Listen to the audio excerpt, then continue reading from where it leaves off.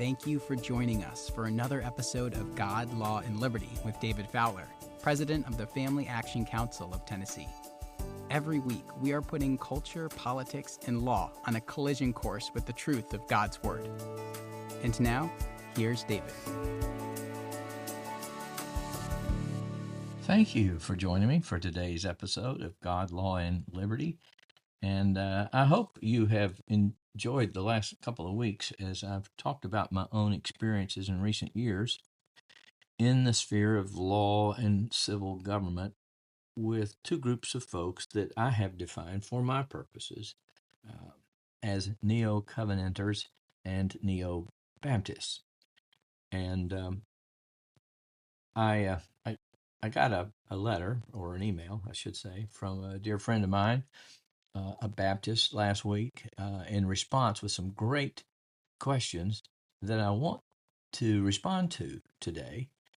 And he and I are going to meet next week and continue what I believe will be a fruitful dialogue. But I want to put it, before I get to that, in the context of something that came to my mind as I was praying and planning for today's episode. And it's an interesting verse of Scripture that seems to be inconsistent with all the emphasis in Paul's writings about being of one mind and unity and not letting divisions develop and all of that. And it's found in 1 Corinthians 11, 18, and 19. And let me read it. For in the first place, he writes, and I'm reading the NSAB, that's what I just happened to copy out today. For in the first place, when you come together as a church, I hear that divisions exist among you. And this is what was interesting to me. And in part, I believe it. For there must also be factions among you, so that those who are approved may become evident among you. And so I thought, it's amazing that God says, I want unity, but here's how we're going to get there.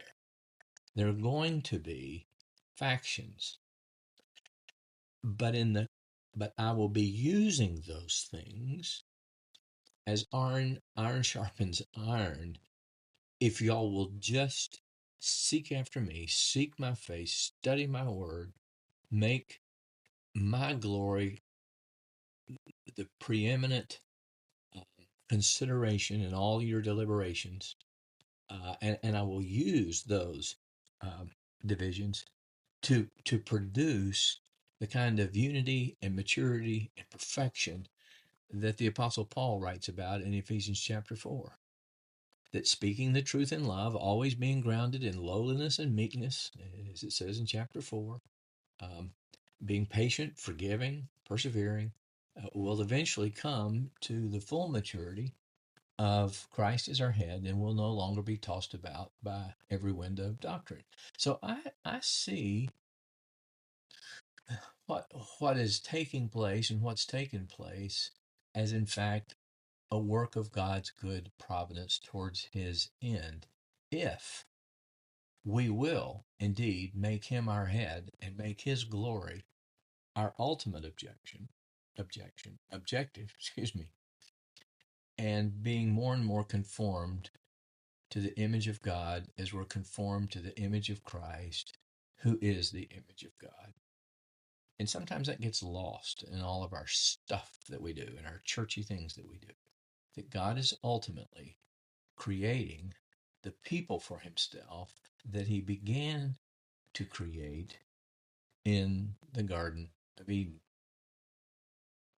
And so I'd like to just say, unless we, and I'm referring here to Presbyterians, Baptists, Church of Christ, whatever flavor you happen to have grown up in or may now be in, unless we concede to a kind of dualism that divides the sacred from the secular, or the spiritual from the material, we must always go back to Genesis chapters 1 through 3 to understand who we are, what we're doing, and where we're headed. We have to understand those chapters in order to get our salvation story, our soteriology correct, in our age, in our period of human history. Because if we don't, we'll have to develop, and we have developed, I think, a form of salvation that offers an escape from the temporal cosmos. And usually it's by means of some kind of mysticism or subjective, emotional, touchy-feely experience, or some kind of intervening eschatological event that separates us from the cosmological flow of history, like a rapture that would sort of start a new clock again, or a new age pertaining to just Jews, based on a second kind of cataclysmic event prior to the second coming.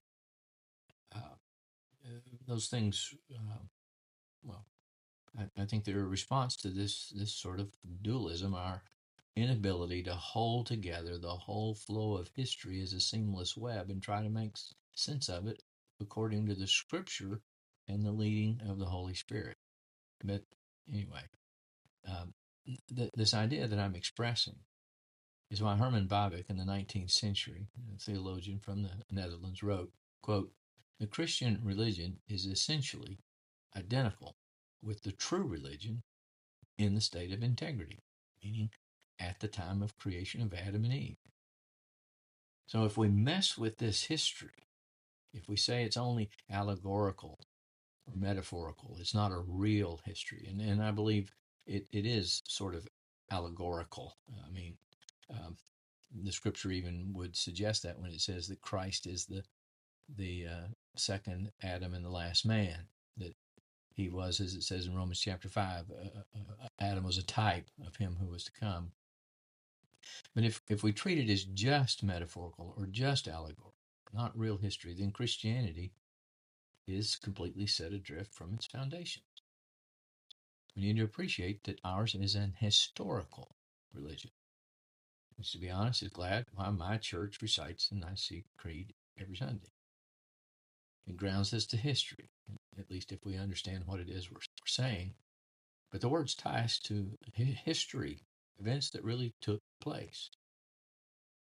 And I'd submit that if we're never reciting that creed or apostle creed in our church, well, that's a good way to ensure Christianity becomes disconnected from history. And of course, disconnecting religion, Christianity from history and the material world is the heresy of Gnosticism. And Christianity becomes just an idea, and it becomes an ideology, no different from anything else. And anyway, this idea of this dualism and saying we have to be mindful of these dualisms that capture us, and some are appropriate, like the distinction between God and creation. That's a dualism that is a biblically sound one, right? But if we need to be constantly on guard for that, constantly taking our interpretation of the New Testament back to the Old Testament, and specifically to where it all began in the garden, and seeing if we see motifs and themes and principles continuing to flow through into our present age. So with that said, I want to mention the questions that my friend asked me, kind of run through my answer to them, and in the context of doing that, though, I'll give you an example of what I think is a church-state problem that was a mistake that led to negative reactions by Anabaptists or Baptists. And those are the kind of things we need to sit down and be able to talk through and work through and say, well, maybe the Baptistic response wasn't the right one at the time, but I can see how it could happen given the era of the Calvinistic, or what I call the Neo-Covenanter side, right? Or the Covenanter side. So anyway, here's what he wrote. As I talked last week about the letter from the Danbury Baptists and their support for Thomas Jefferson, who wanted to quash any ideas that the Congregationalists or the Episcopalians would get the patronage of the federal government. If you didn't listen to that podcast, you might want to go back and listen to it. But here's what he wrote. In their objection, were the Danbury Baptists not engaged in government by expressing concern for the history in Great Britain being repeated by an example in one state, Connecticut, for all the states of the Union to see. Thereby, they were ceding Jefferson's statement about a separation of church and state, sort of a complaint as instruction. And that's a great question. Where they're saying we've had these state churches down here and they're doing some bad and wrong things, and that's what I'm going to talk about towards the end of today's podcast. So hang in there. And so they were really kind of saying, "Hey, Jefferson, make sure this doesn't happen at the federal level." And I'm sure that's in part there, but I want us to look a little deeper into that question in my answer that I provided him. And then he asked the second question. Also, perhaps my history of Baptist engagement in politics shades my understanding of separation from the world as the scriptural imperative of being in the world but not of the world. I am to do business differently and treat my fellow man differently than present social customs. Thus, I am engaged as a Baptist. So he's saying his Baptist beliefs would call him to engage, and indeed they do. And that's why, I'd rather have a Baptist or a neo-Baptist that's trying to engage than the neo-Calvinist who just given up, disappeared, and somehow have created a dualism that we don't want to talk about this sphere of reality. Go learn it somewhere else, and that's my experience. Anyway. But here's how I responded to him. I began with saying that I would note that my knowledge of the history of the church, and biblical history of redemption was woefully lacking. And I suspect that this gap in my development is part of the general Gnostic divorce from history that pervades evangelicalism, as it does in our society today generally. Our society hates history, right? Everything before us was bad. Need to get rid of it, start all over again. So I'm coming to this as a person who's beginning to realize I knew way too little about my own Christian heritage and faith and the church. I even had a neo-covenanter say to me about a year ago, "So you think we should cover all this stuff, almost like a seminary education in the church?" And I thought, so isn't that like it used to be with the Catholic Church? Well, this is only really for the priests, right? You lady, you can have an implicit faith. You don't need to know all this stuff. I was disgusted. I had to leave that church. I want to know everything I can know. Why wouldn't I want to know that as a Christian? My heart longs to know, who is this person that God is making me into, and what's my history of my family? That's why I say they're neo-covenanters. It's like they want to cut me off from my own history because, well, we just want to have nice homilies in our church service or something. Okay, that's enough of my ragging on that experience. But anyway, I continued on. I said, what I didn't know is that the period of the Reformation in relation to Catholicism, so keep in mind, it's a reaction to Catholicism, even as I believe some of what the Danbury Baptists were doing at the time of Jefferson's election was also a reaction to the Reformed theologians, the Calvinists, right? And I said, and I didn't know much of the Baptists today either. And we'd probably look back on each of our faith traditions with some regret today, not look back favorably on all of it, which is, of course, to be expected. The presence of sin is still very real. We still have to grapple with it, and we just need to appreciate that we keep pressing on, right? That God, in His good time and providence, will continue to bring about a unity that He's looking for that would have existed in the garden prior to the transgression of Adam and Eve. So again, we go back to the garden. So I said, in God's providence, some of those reactions by both the Calvinists and the Baptists were mitigated. And, Calvinists today aren't trying to establish Calvinism by civil authority, and Baptists aren't trying to keep religious views from informing law. So both groups have you know mitigated perhaps the errors of their historical experience um, to some degree. So I continued saying, I think the whole church-state problem we have in our country flows from the state church in England, later an established church, meaning it was subsidized, and it had an Anglican ecclesiology instead of a congregational ecclesiology.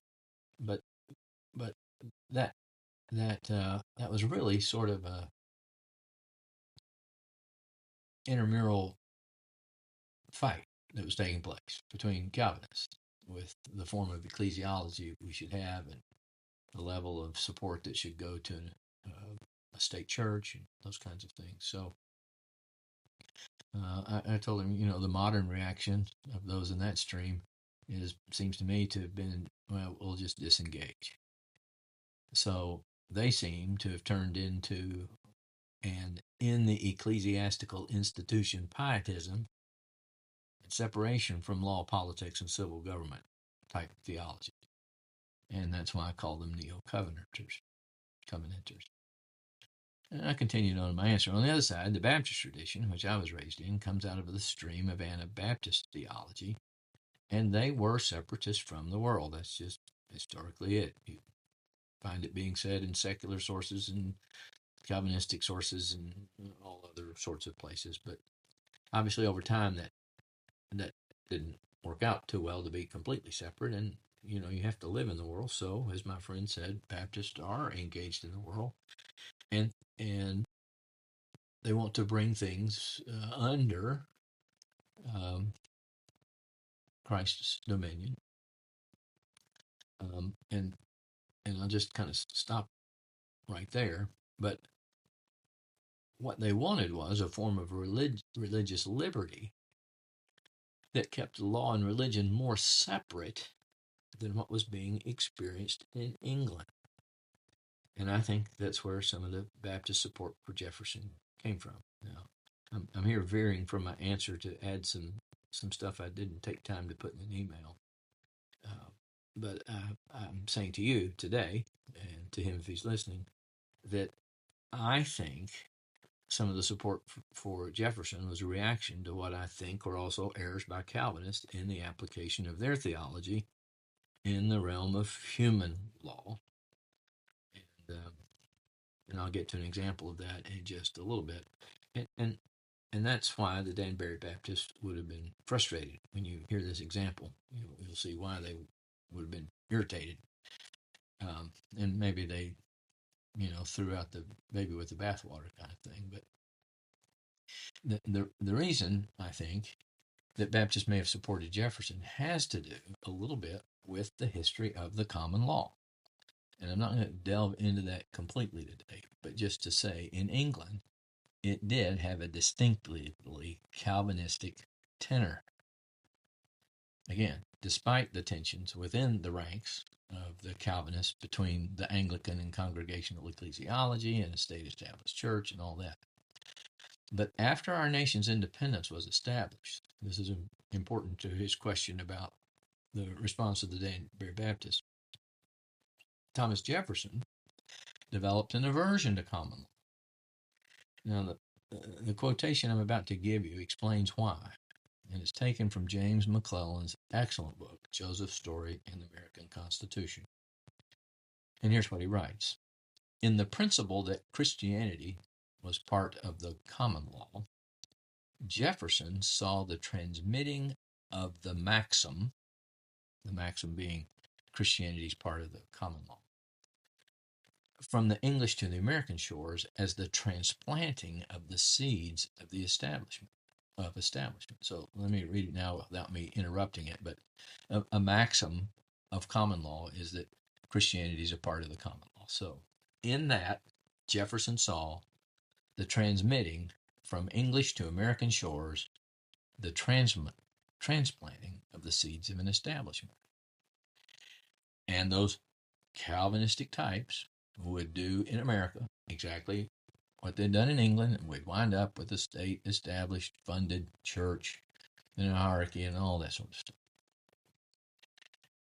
Now, for a number of reasons that, again, I won't get into today, the idea of law from the French Revolution, that of a civil law or a code law grounded in human wisdom, which is a factor and influence, a product of the Enlightenment. Well, that began to influence thinkers in America like Jefferson. And in an age of increasing democratization, again, an influence of the concept of fraternity and brotherhood, of the French Revolution, the demand for a code law in the United States in place of common law increased. And it was said that this is more democratic. It makes the law accessible to everyone, not just lawyers and the jurists.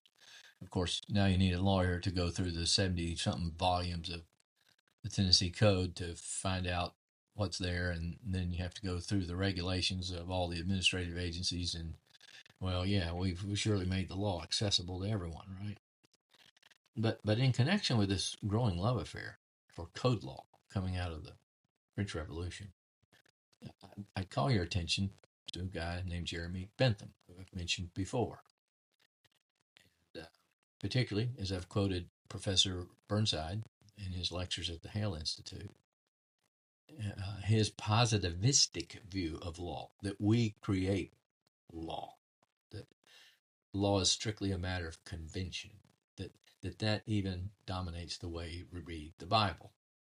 Think of biblical law. We don't even realize we're thinking like Benthamites, which is why I did the episode a couple of weeks ago on how I was a Gnostic Benthamite. Okay, so if you didn't hear that one, you might want to go back and listen to it too.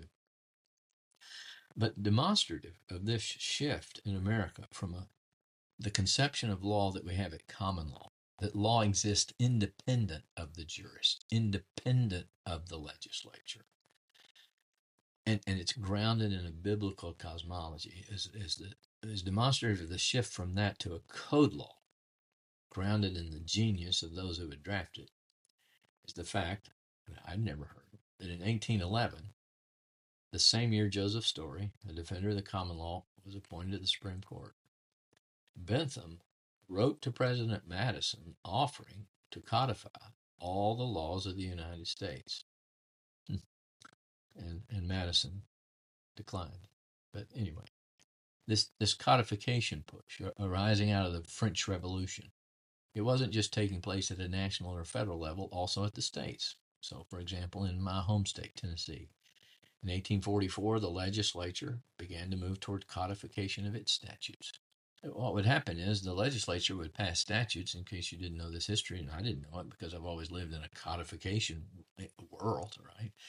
Is that they had individual people who would compile the statutes and put them together and publish them under their name. So if you're ever looking, you may see something like the Shannon Code, which we have in Tennessee, that was compiled by a man named Shannon. And finally they said, no, we want to do this officially and we're going to codify everything. Now, let me just give you a little aside to what that looks like. I didn't know this either, but here's how codification works. Every General Assembly, we would pass, 500-600 new laws, right? New bills. And I'd vote, one way or the other on all of them. Okay. And the next year, we would come back and we would pass one bill that, quote, codified all the individual statutes we had passed the year before. So previously, somebody named Shannon or Fowler or Smith or Jones, they would take all those statutes, they would put them together, they would figure out how they fit with the ones that they'd compiled in previous years, and they would publish that. And finally, the legislature said, no, we'll do it. So effectively, your legislator has voted for every law that he may have actually voted against the year before. Because when it comes back the next year in the codification bill, he votes to codify it, so he's codifying what he voted against the year before. So just a little bit of interesting history, or at least it's interesting to me, maybe because I was involved in it. But anyway, let me continue on. I think what happened here, though, is that there's a dualism that's inherent in some of the Baptistic separation that we saw taking place. But it was taking place in a time that was still relatively Christian and Christianized, so the implications of that separation or dualism were not going to become apparent for a long time.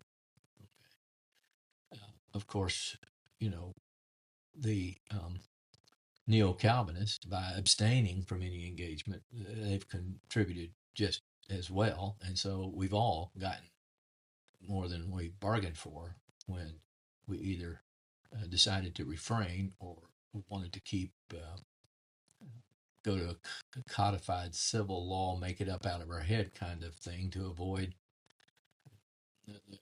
the quote problem of common law being too Christian and Calvinistic. So anyway, let me conclude here today with this example drawn from what happened in Tennessee regarding our marriage license laws. So the example I'm going to give you may be the kind of thing that was really chapping the Baptist in Connecticut. Now, I don't know. I didn't study Connecticut law, but here's what was happening in Tennessee. As you may know, Tennessee came out of the territory that was North Carolina. And I found some really fascinating church, religion, law balancing stuff in connection with the marriage laws in North Carolina when I was researching the history of Tennessee's marriage license laws, which obviously came from Tennessee.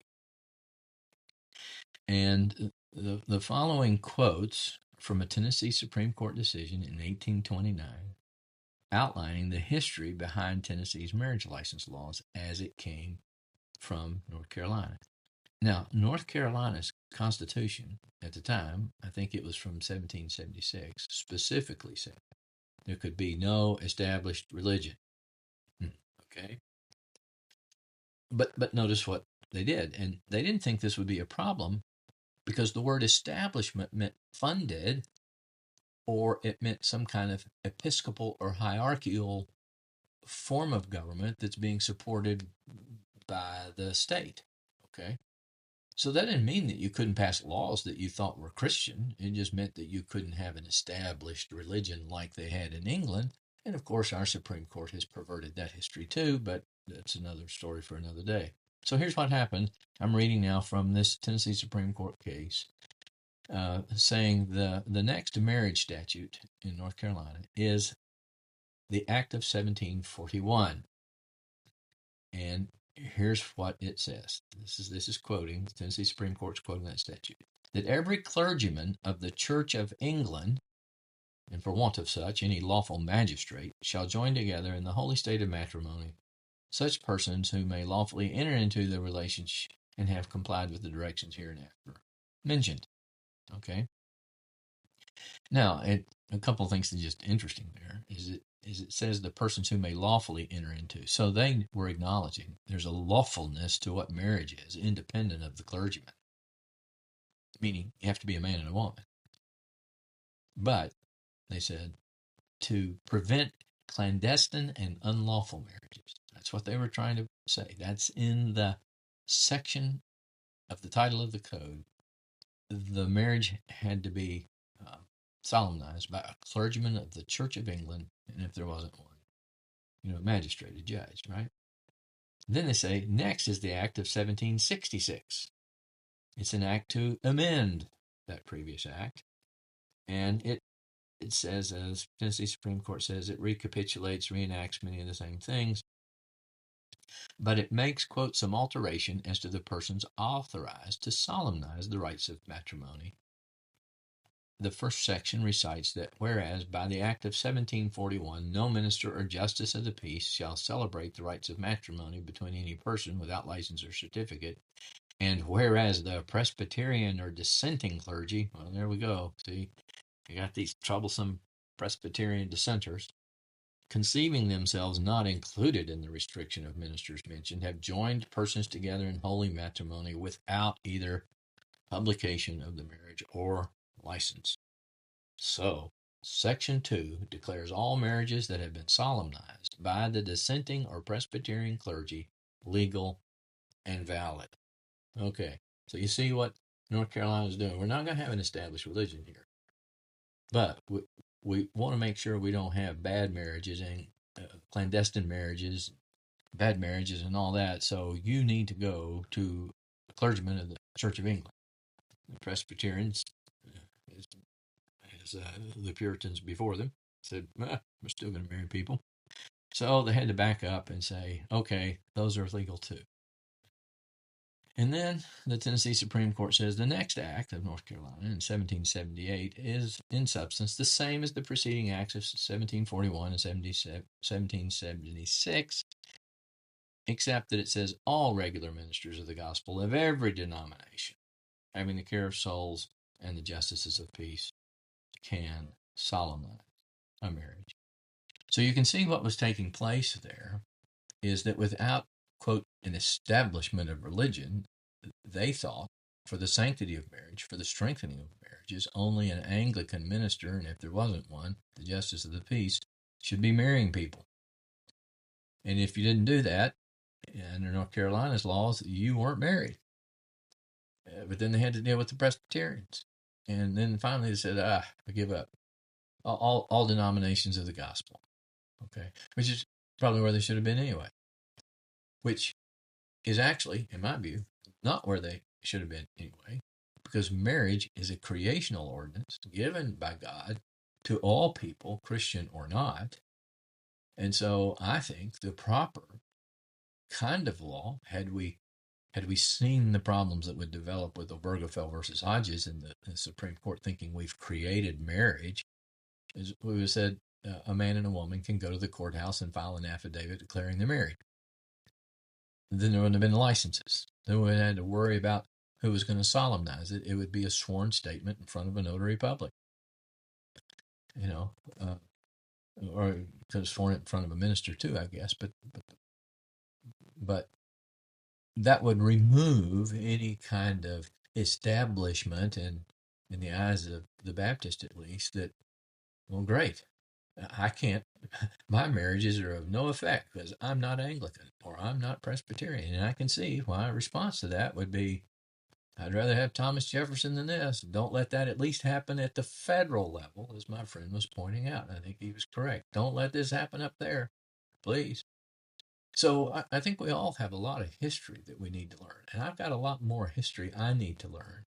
And we need to be able to talk about it without getting mad or without assuming that maybe we haven't been perfect in all our analysis of our own present condition and how we have contributed to the mess that we're in. So anyway, thank you for joining me for today's episode of God, Law, and Liberty, and I hope you'll join me again next week. If you enjoyed this episode, please subscribe to the podcast. And if you want to help spread the word, please give us a 5-star review and tell your friends to subscribe too. God, Law, and Liberty is available on Apple Podcasts, Spotify, and wherever you listen to podcasts. For more information, please visit us at www.facttennessee.org. That's factennessee.org. And please follow us on Facebook, Twitter, and Instagram at Fact Tennessee.